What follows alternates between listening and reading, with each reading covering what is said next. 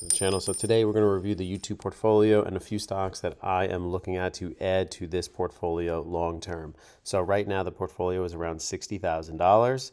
It is up 20%, so $10,000 unrealized gains, meaning I did not sell anything. I'm continuing to buy and hold.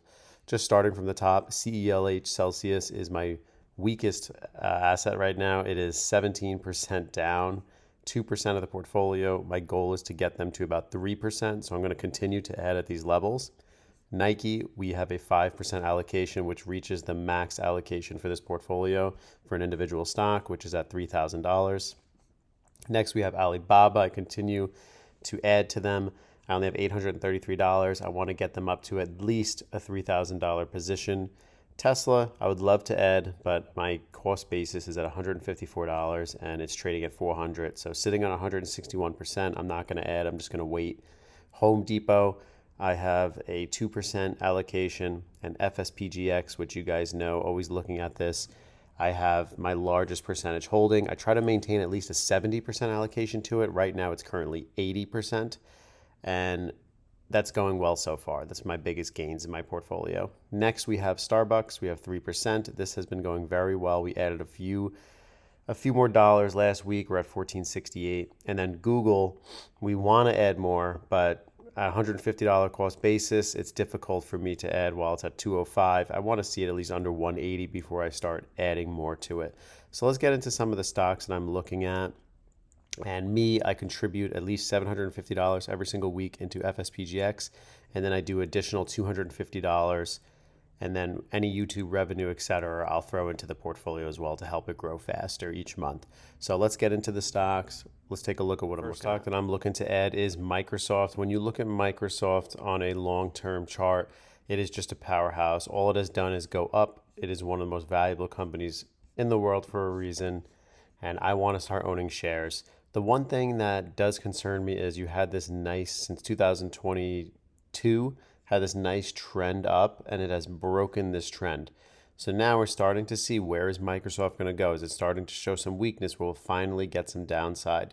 Where I would definitely be buying, which I think is going to take a few more months, or it might not even get there, would be around the $350 level. It's a pretty big pullback I would need from Microsoft, trading currently at $415. It would have to pull all the way back about 15-16% to get to $350. So I have a long time waiting for them, but that's not the level I'm going to start adding. If they start pulling back to about $390, that's going to be my entry just to start purchasing some shares.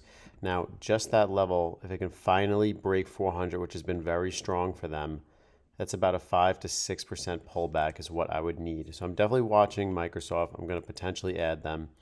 And they had that massive drop from 450 all the way down to 414. So I don't blame anybody if we're trying to short-term trade this, because it pulled back 7-8% and it's a very valuable company.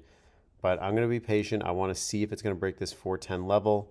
Then we'll reconsider it as time passes. And if it can get to about at least 400, then maybe we'll start to dabble. But 390 and where I'm going to load the truck in is going to be basically at that 350 to 360 level, which is easy to see because it lines up right here and here. That's where I would want to really start loading the boat. That I really want to mention is AMD, Advanced Money Destroyer. These guys have been doing very poorly over the past year.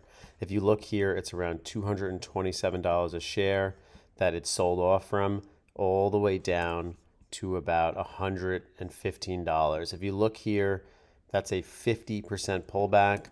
I am being patient. I'm waiting for the $100 level. I'm going to start buying some shares long term for the YouTube portfolio.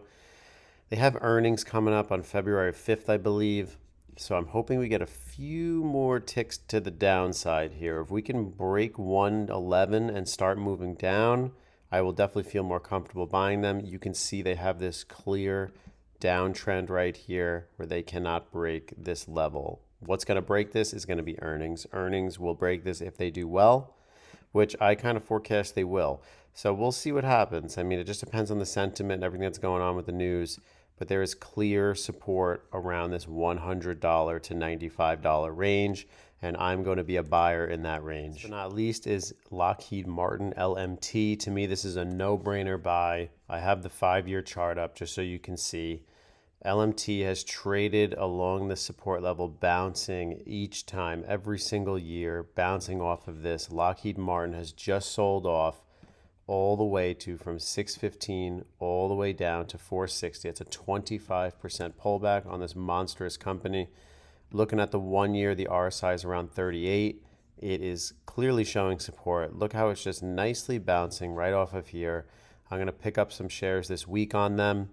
To me, this is a no-brainer. I think we have a very good return on investment on like potential possibility here. Buying around 450, 460 for a move back up to 600 would be about a 33% move back. Even back to about 570 would be a 25% move.